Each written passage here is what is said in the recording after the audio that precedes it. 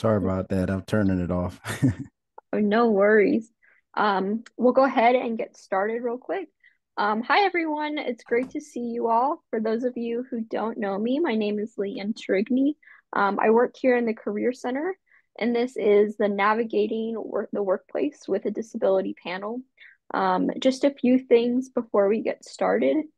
This is being recorded, and this will be shared onto our YouTube channel with our playlist that we have, so you can access it later or share with other colleagues or peers. We encourage you throughout the panel, if you have questions, pop them in the chat, and we'll have a time at the end of the panel for Q&A with the panelists. So we'll make sure to address any questions that you have. So a little bit of an overview. We're doing some introductions now, and then we'll get into some discussion with our panelists. And again, at the end, we'll have Q&A, and just a reminder of some of our other upcoming events for National Disability Employment Awareness Month. So today, our panelists we have as our moderator, Amy Browns. She works here in the Career Center. And then our panelist is Tevin Price from Novant Health. Laura Trybus with the Educational Software Consulting Group, and Dennis Lee with Honeywell. Thank you all for being here and for sharing your expertise and perspective with students, faculty, staff, and other employers here today. So without further ado, I'm going to pass it over to Amy. Thank you all. Leanne, thank you for organizing this program, and Caroline for your help.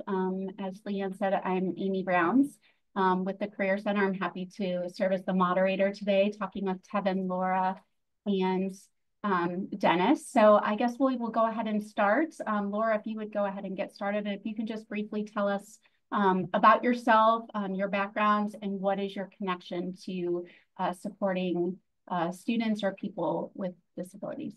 Yeah, my name's Laura Trybus, as she said.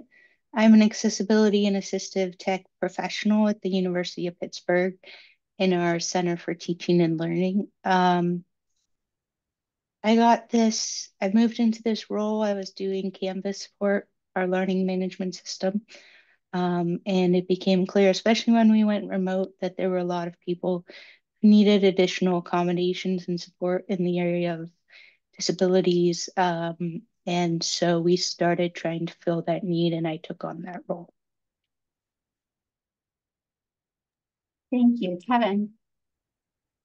Hey everyone. Like she said, my name is Tevin Price. I work at Novant Health. I've been working doing disability advocacy since my days actually at UNC Charlotte and before in high school too. But after UNCC, I got into HR, which I've been doing for about 9 years now. And at Novant Health, I am now in the recruiting aspect of human resources. So obviously, the disability, equal employment, and inclusive workplace in terms of the DEI strategy is very important to me and has a close alignment with my heart and my personal story. And I am the Persons with Disabilities Business Resource Group leader for Novant Health. Great. And finally, Dennis. Hey, so hello everyone. Happy Wednesday afternoon.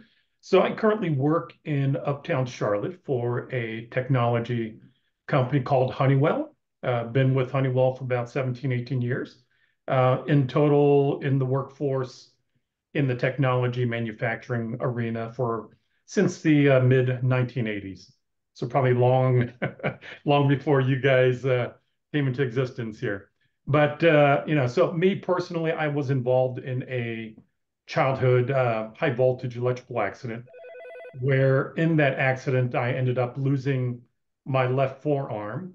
Also, I nearly lost my left leg, but my life as well, but just very blessed to be alive today. But it was through that experience that kind of became a catalyst, not in a negative sense, but it might be kind of strange to hear me say, but it actually brought a lot of great positives into my life, and it certainly shaped my character, I think my resolve, but it also led me to other avenues such as competing in disabled sports and allowed me to compete with the U.S. Paralympic men's volleyball team. So got to travel around.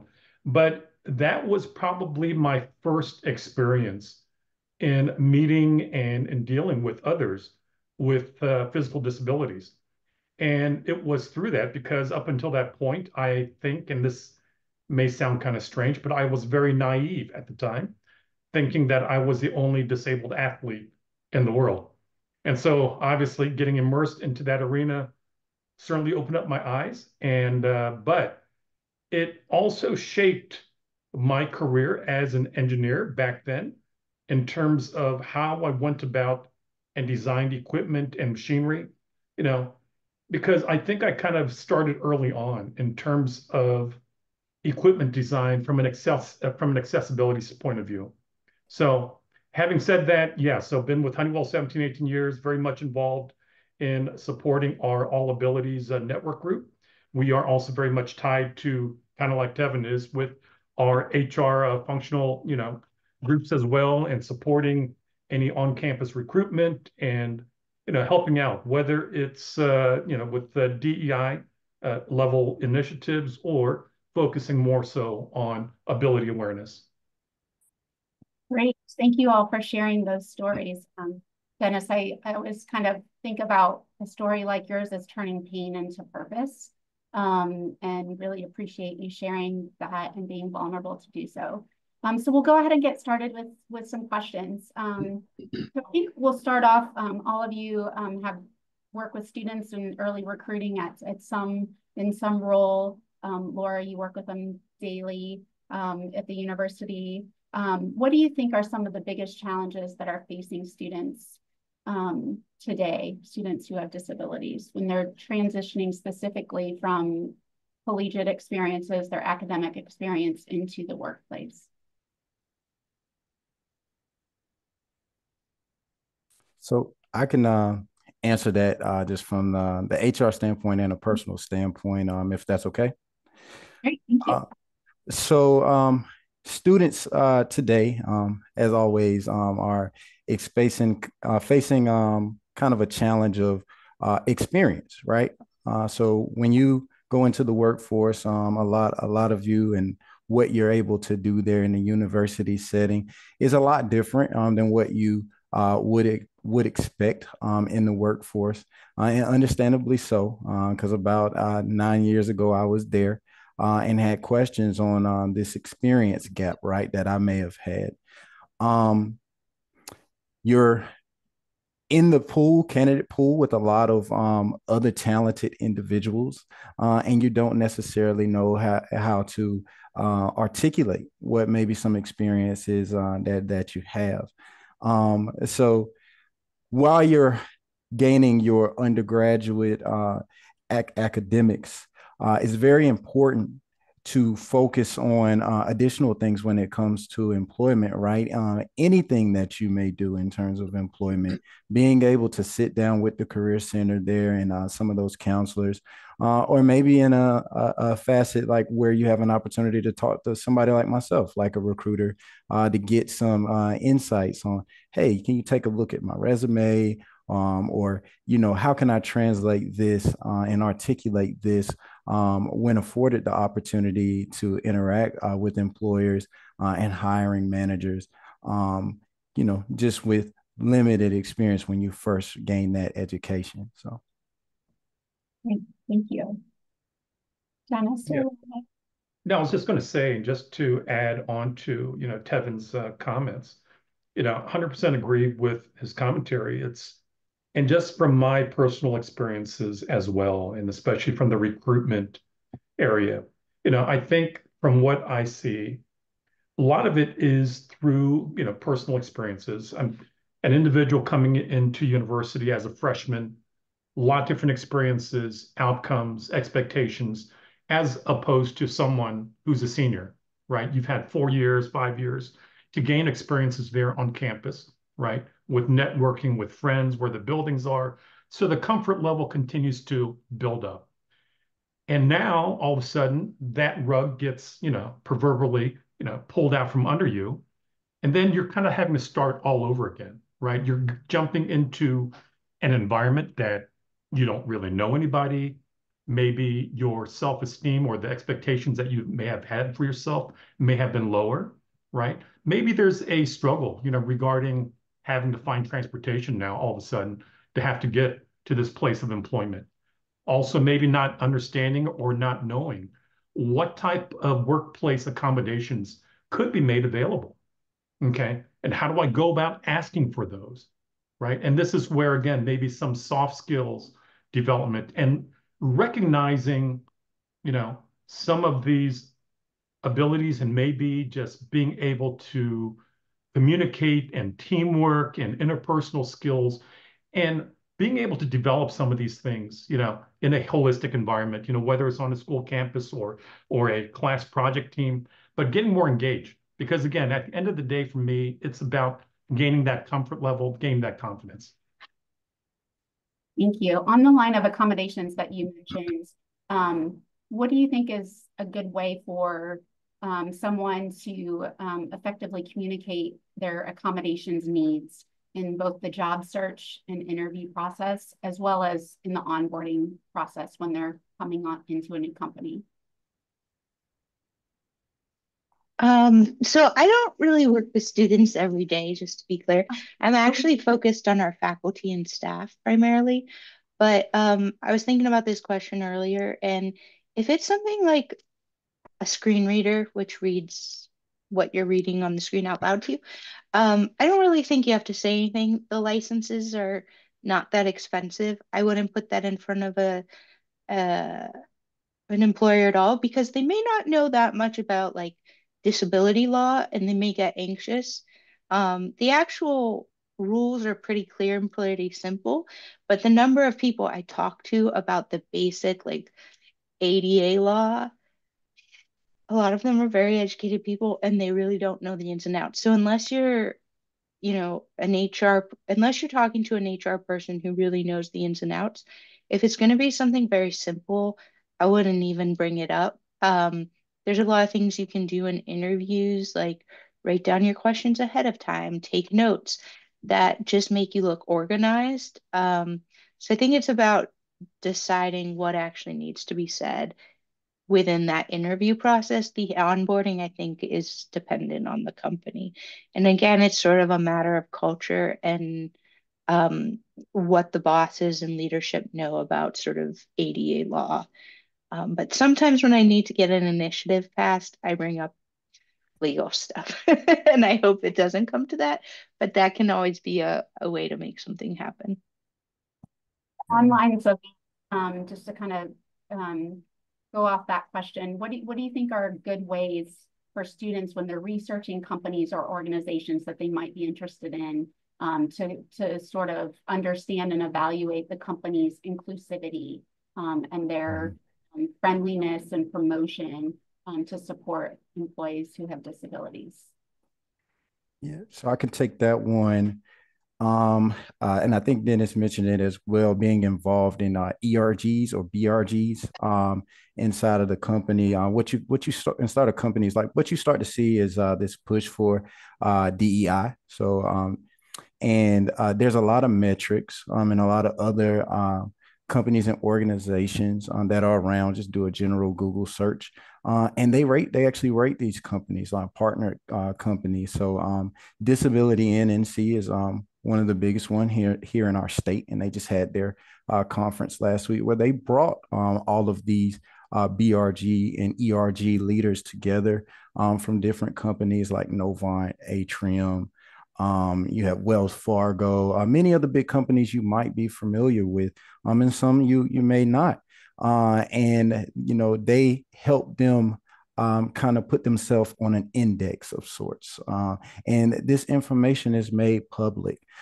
So while you're in undergrad, you can kind of, and you're about to graduate, let's say it's your junior year or beginning of your senior year, start to do these general Google searches, right? Try to find these metrics. What are some of the best places to work for individuals with disabilities? You can also go to these companies' specific websites, and sometimes you're going to see like a calendar of community events, right? These are funnels and ways to get in front of maybe hiring managers or other team members at these organizations. And maybe you can even find the BRG or ERG leaders themselves, have conversations, network about, you coming up and volunteer and show the company like, hey, I'm here. I'm already doing the work and interested in you, but also finding these individuals to share your story, to share your skills and everything that you bring to the table. And at the same time, you're evaluating them as well, right? So, in short, do those Google searches. Find those metrics. You have Diversity MBA, you have disability, and in general, there's a lot more. Figure out who these companies are who are directly in your area and get out there, volunteer, network, and make those networks and figure out what that culture is before you apply. So one of my questions was about networking. What do you think the best way is to do that? Reaching out to people on LinkedIn that they follow, following companies, and potentially saying, hey, can I have an informational interview? Is that an appropriate step? So what we learned from COVID, right? A virtual space is good, but it has its downfalls. And LinkedIn is still a social network, and everybody is getting that advice, right? So what I've learned as an individual, part of the disability community, hey, is I have to come from behind this computer. I have to, like Dennis said at the beginning, use my soft skills that I've developed as an undergrad and get out here and get in front of people so I can make things possible, for myself. So you really have to figure out ways to get, back to that face to face, right? This virtual world has, in my opinion, kind of taken over and kind of took over in hyperdrive like during the pandemic, but we're coming out of that. Our companies want to see our faces, right? And it's way harder to network even when you do have a job if you're always behind a computer screen. So my previous answer, take that information, you start virtual and just figuring out, hey, where are these people? And then you take the initiative to show up, and be unafraid and unapologetically you, and have those conversations to open the doors that you need to open. Yeah, and I like what Tevin just said about being unafraid, unapologetic of being you. Because it's, if I were to give an example, it's kind of like trying to go out for that first date, right? You're never going to go out on that date if you don't make that initiative, to ask that person out, right? So in the similar case, with whether it's an internship opportunity, a co-op opportunity, or maybe it's your first employment opportunity, but gain that confidence. Ask the question. You're never going to get what you don't ask for, right? What do you have to lose? Okay. So here in this case, if there are networking groups available within a company, or somebody knows somebody, okay, whether it's within a company or somebody that can lead you on to somebody else, okay, that might be in a similar situation as yourself. But feel free to ask, your HR contact, your first person, or the hiring or the interviewing manager, right? Those questions. Because guarantee, if someone were to ask me that as the interviewer, I'd have no question. I'd have no issues, sharing who I know, or at least connecting that individual with somebody that may know somebody better than I may know. Okay. But also, as Tevin mentioned, here in this digital world that we live in, there's so much information available out there. But don't let that become your one and only shopping, okay, platform. Get out there, do the face-to-face, get into maybe sometimes an uncomfortable situation. gain the experiences. Some of those experiences may be positive, some of them may be negative. But at the end of the day, you've gained and you've learned something from that. Okay. But take that first step. And if I can add on to one thing, real quick thing, Amy, just to tie in some things that Laura and Dennis said. Dennis mentioned about asking those questions, right? And Laura mentioned about, kind of legal conversations, like, so, you have to know time and place in your audience, of course. But what Dennis and I are saying versus, the information that Laura provided us when it talks about those legal conversations, we're talking about when you get the interview versus when you're doing the networking piece, right? And when you're doing that networking piece, that is an informal conversation. And to get more granular and more specific, when you talk about ERGs and BRGs, if they have a diversity group specific for individuals with disabilities, these folks are going to be more inept. So you can ask those more specific legal style questions that Laura mentioned, right? They're going to know a little bit more, or like Dennis said, know somebody that knows somebody that is able to answer that. So, like Dennis also said, get uncomfortable, right? And be unconventional. And like I said, be unapologetically yourself. And that is the way that you will be able to network most effectively. That's such great advice. I love, I always say to get comfortable with being uncomfortable and trying to work through those fears is really important. And we have really, Jessica's on the call. Jessica leads a lot of these initiatives for our office, as well as Leanne and Caroline. But we, have a lot of opportunities on campus to network with employers in person, throughout the academic year. And I think we see students who continually do that, right? You get better with practice. So that's a really important thing. And a lot of the employers here, that come to campus are really focused on inclusivity and working with our students from all different backgrounds and experiences. Laura, I want to switch to you and your work with faculty and staff. I think one of the challenges, I'll say for me personally, I have ADHD, is trying to figure out what accommodations are available when you do get that job, and then, what might work. And sometimes I feel like I need a varied toolbox, if you will. Something might work at one point and then not work again. How do you recommend that students or new professionals in the workplace kind of figure out what they need and have those conversations once they have secured the job? Yeah, so first of all, you want to talk to your therapist, or make sure you have a therapist who knows about what you have. Like if you have ADD, if you're a woman with ADD, especially, find someone who knows about that. They're going to be able to offer you resources. One of the things I found is like the therapists or other professionals who have that specialty are going to be able to give you much more concrete advice. So if you're like, hey, I have an interview coming up, or I'm starting this job and I'm worried, somebody without that background might go, yeah, that's scary. And you're like, well, but the people with that background are going to go, okay, well, let's talk about like what's going to happen on your first day, the first week, the first month. Like, what are you worried about? Let's come up with some strategies. Let's prepare. That's huge.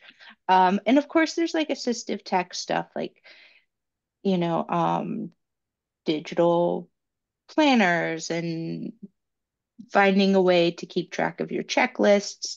Really, though, I think finding the right job that's the job that fits with your skills is even bigger when you have ADD. Flexibility, when you were asking about like how do you decide on a company that might be good for you.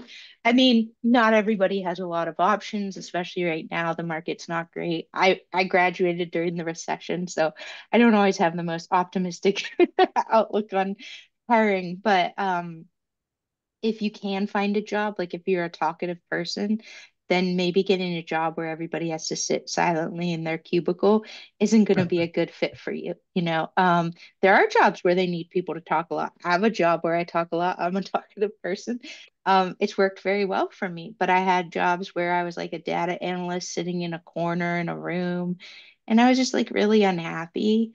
Um, I actually think if you find a job that's a good fit for your skills and everything, other things can fall in place. Talking to your boss, like, what are my priorities? Where should I focus my time and my effort? I think if the company offers a lot of flexibility, they're probably a little more inclusive than if they're like, show up 5 days a week, no matter what. I often think the ones that are giving flexibility are probably a little more inclusive than those that aren't. But I find working from home gives me time to like take a break, putter around.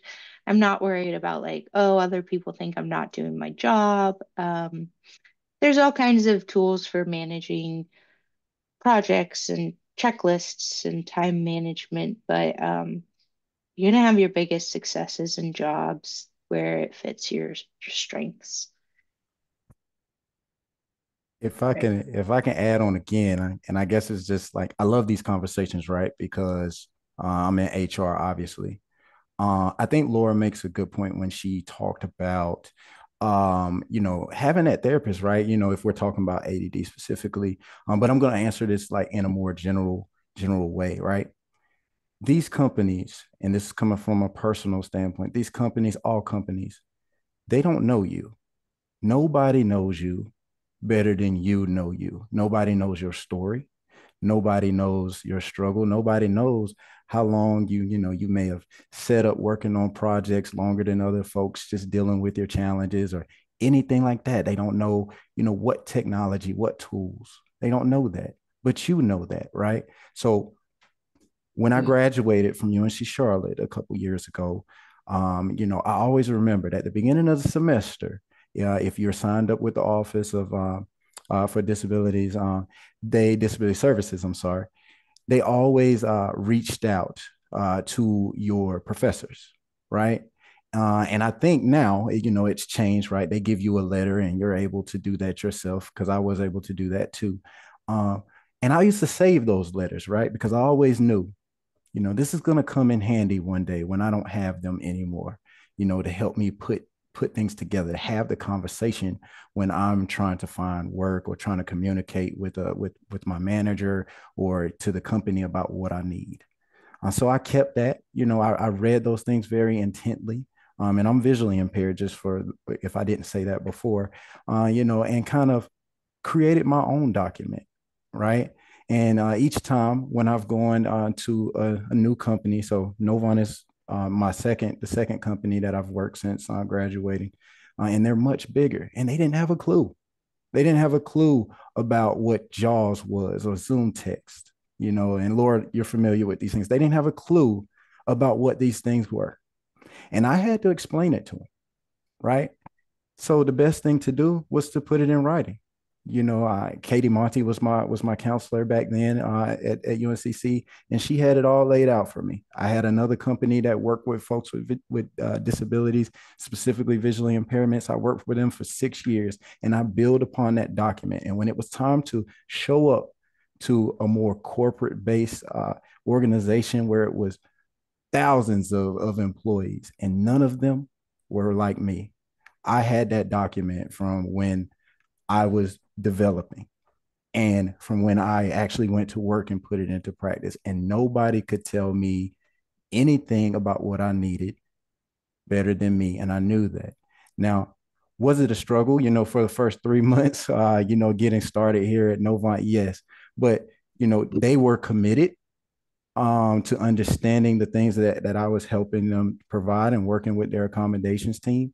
And I've been here 3 years now. No issues since then, and they followed my direction to a T.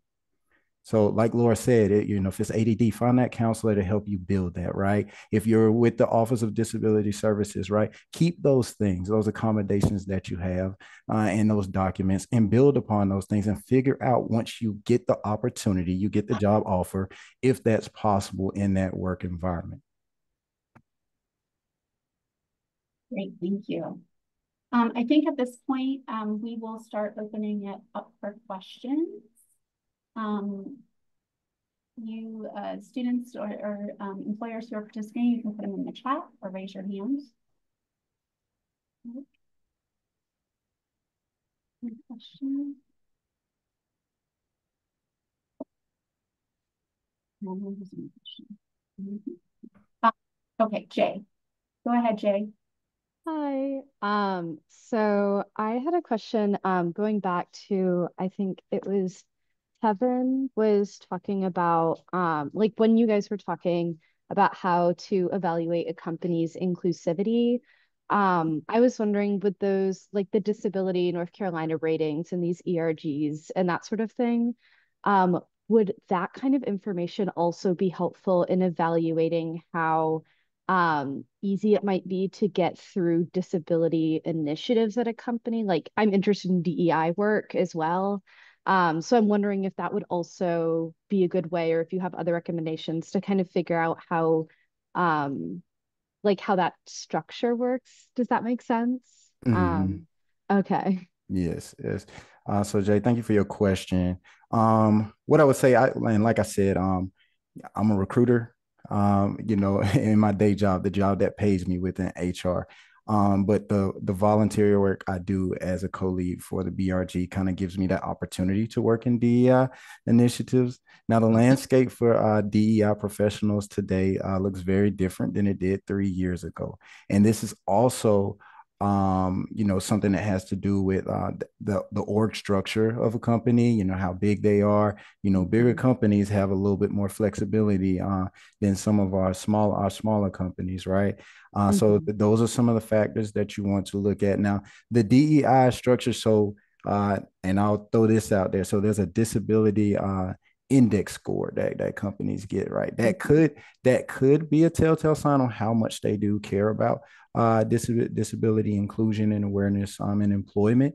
But it doesn't necessarily link to how easy it might be to get those initiatives there. It's just based off of when you get in there, you kind of understand the climate and what they're trying to do and how those initiatives and strategies align with the overall business strategy. So it's not a one-stop shop answer. Yeah.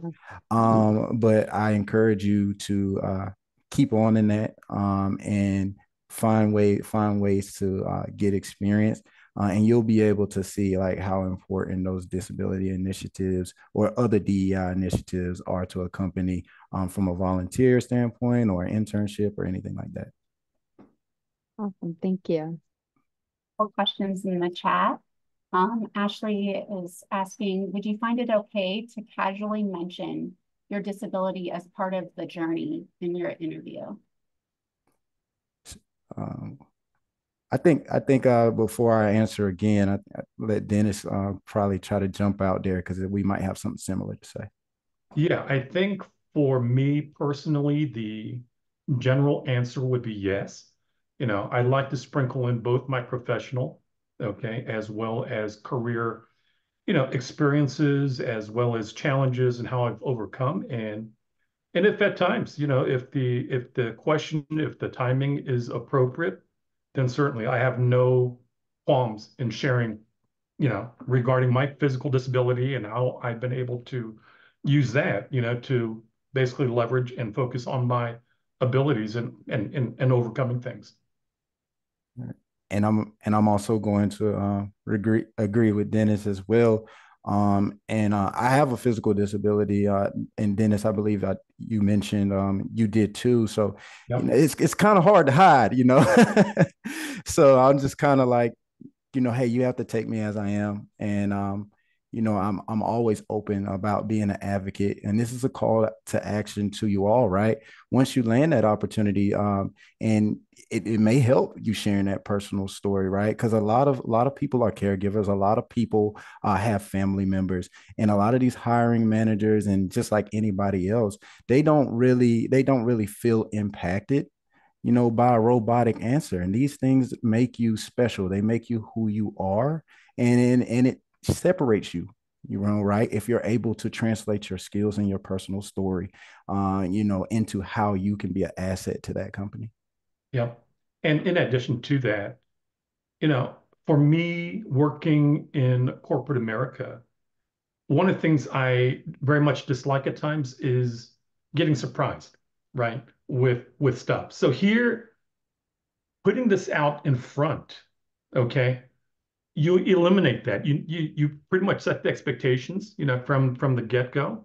There's no surprises, but also to Tevin's point, it's another great tool for me, to be honest. And this may sound kind of corny, but for me, it's also a great marketing, okay, tool from a standpoint. Oh, Tevin, okay, is visually impaired. Dennis Lee is an amputee, right? It's just something else to help remember that person by, right? That sometimes it makes you stand out a little bit more so. Thank you. We have a few more questions. AJ asks, how are work accommodations different from school or academic accommodations? And would there be certain accommodations for school that wouldn't be suitable for the workplace?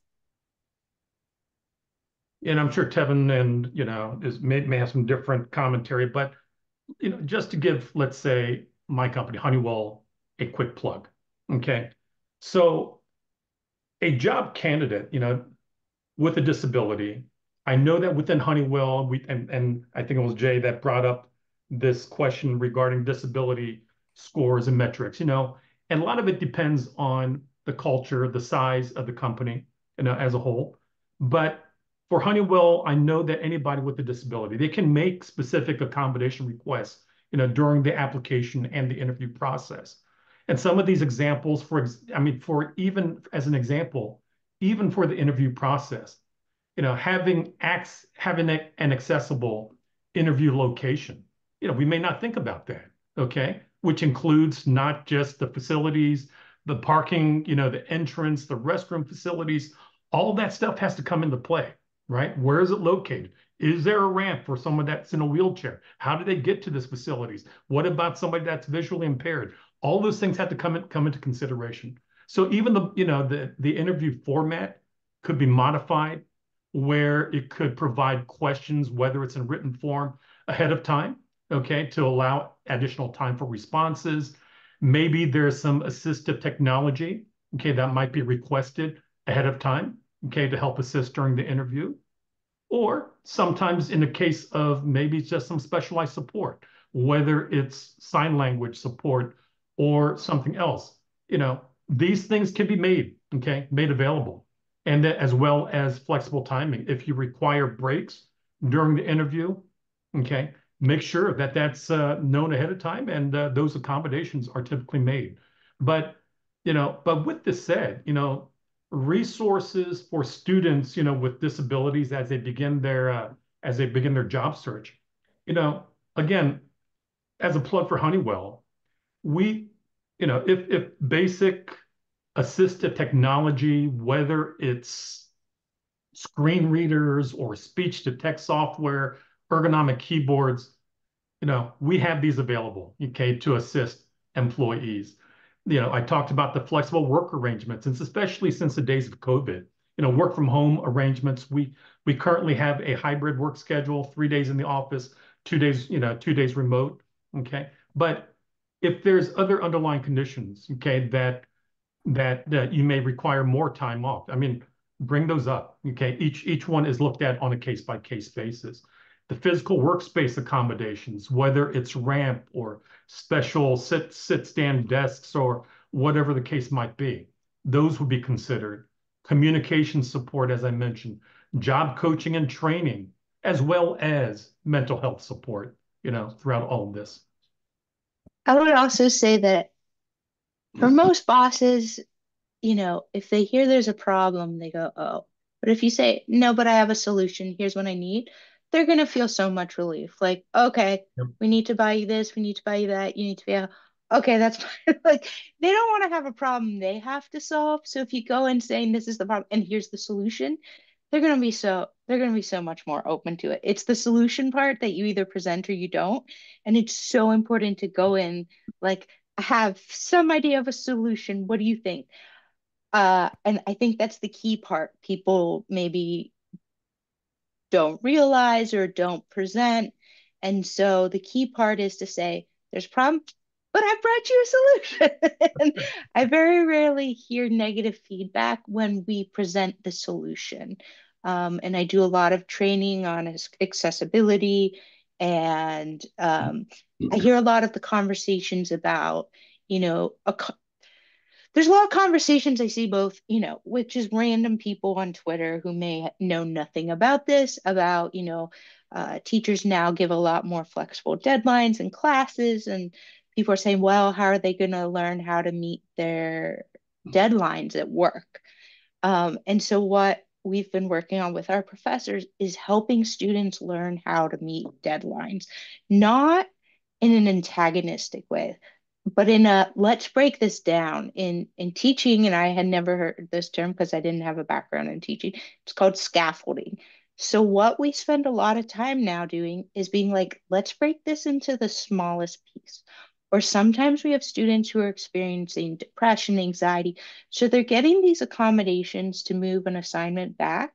But what some of the faculty have said who also experience this is, I don't think that's the solution because now they're even more behind and they're more anxious. They have more homework. So instead, what we've said is try to turn something in. And I think that's true at work too. If you go to your boss and you're just like, I don't have anything, right? But if you're like, I was having a tough time, but here's where I got started, you're going to have such a better reaction. So this is kind of a conversation in academia. And one of the things we're saying is it's not that accommodations are bad. It's seeing if the accommodation is actually solving the problem. Like, did you really need an extra 2 weeks or do you need help getting started? And those are two different things. So I always say go in with the solution. You're going to have such a better reaction. I think y'all hit that answer out of the park. The one thing that I would say to focus on is that solution piece that the Lord brought up that is very important. And then another thing that Dennis said is case by case basis, right?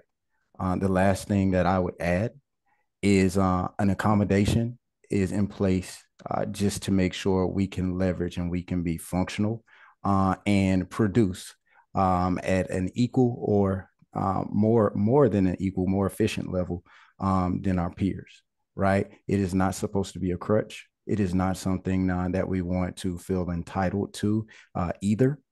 So handle that on a case by case basis and be prepared to provide solutions, not problems. Just a couple more questions that are kind of related specifically. And Kevin and Dennis, this may be more geared toward you. Just looking at kind of like the burden of proof for a medical professional to give you the proof to show that you do need accommodations for that diagnosis. How do you suggest going about that? Or is that something that is kind of company by company required or not required? So Laura alluded to this earlier, but that is the legal part, right? So most times working with accommodations, and I'm sure it's the same at Honeywell for Dennis and his team, you do need that medical proof. And most of us who are part of this disability community, we have either a counselor or some medical professional who's diagnosed us with what we have. It should be quick, just to contact them like when you need an accommodation letter, and you're going to most times always be asked for an accommodation letter. If you have them from other places, like other companies, or, I think when I started, I even used the one that I submitted to UNC Charlotte. It was very helpful. So make sure you you organize your data, right? So you can spit that out and you're not delaying your hiring process or your accommodation process when you've already in the job. And follow that up. Thank you. Tevin, you had mentioned this earlier when you feel like it's sort of almost a requirement to be an advocate, not just. Absolutely. And so one of the questions that Ashley asked is the stress of that burden, how it negatively impacts you. Um, Um, it was breaking up just a bit. Can you say that again? Sure, sure. Ashley was asking about that burden of being an advocate and the stress that that might cause if you feel like you're not being heard. Have any of you faced those situations, and how did you handle them? Absolutely not for me. In terms of being an advocate, the burden is not because I'm not being heard. The burden is because I am the only one, right? I work in healthcare. I have a visual impairment, and you think the concept of disability, right? Most of those of us who are part of the disability community, who are going to be successful in some industries, maybe better off like if it's hidden, right? Or at least that's the stigma. For those of us who is a little bit more apparent and it's not an invisible disability, it may be a little hard, and encouraging folks to have a voice and feel comfortable with saying that, in the realm of, hey, we want this job, we like this company, so because it helps us live the lives we want to live, but we also need to speak up so we can open doors for others. That is the burden.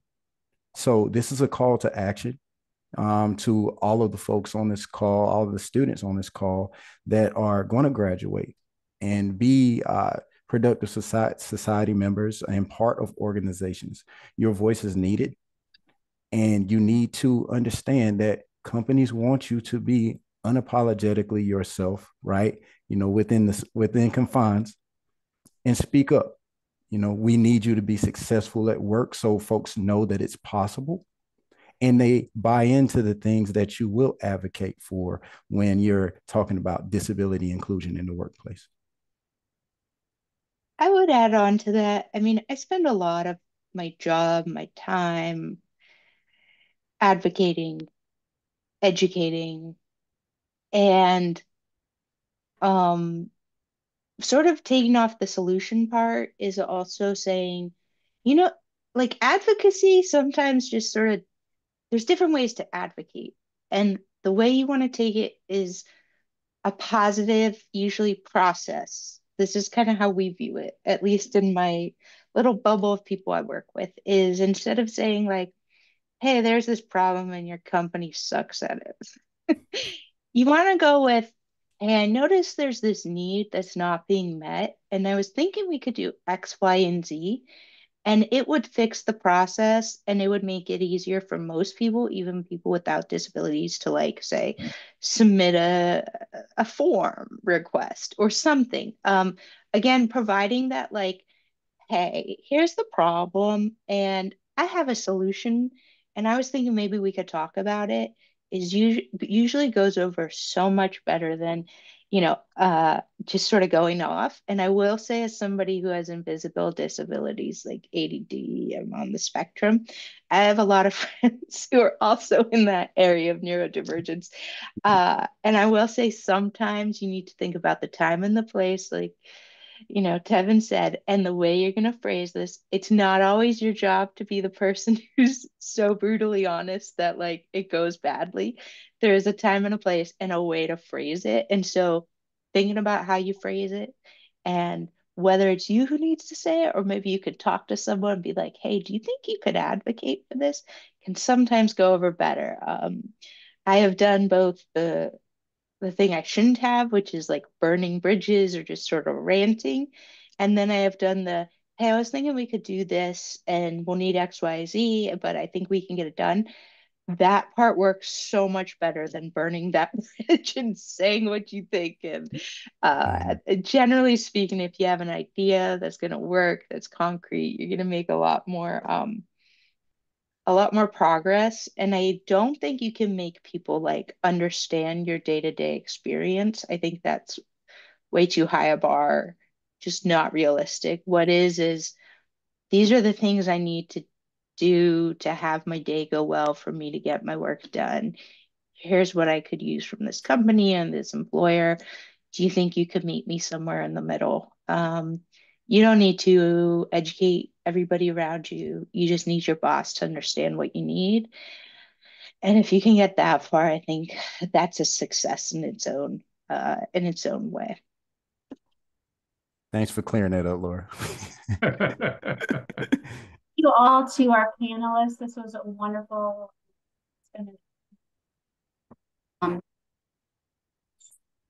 Amy, your audio is going in and out. Just adjusted it. Can everyone hear me now? Yes. Okay. Just thank you to all of our panelists, to Laura, Tevin, and Dennis for being here today. We appreciate your support. And to all the students, it was a great way to spend the afternoon talking about navigating the workplace with a disability. So thank you, everyone.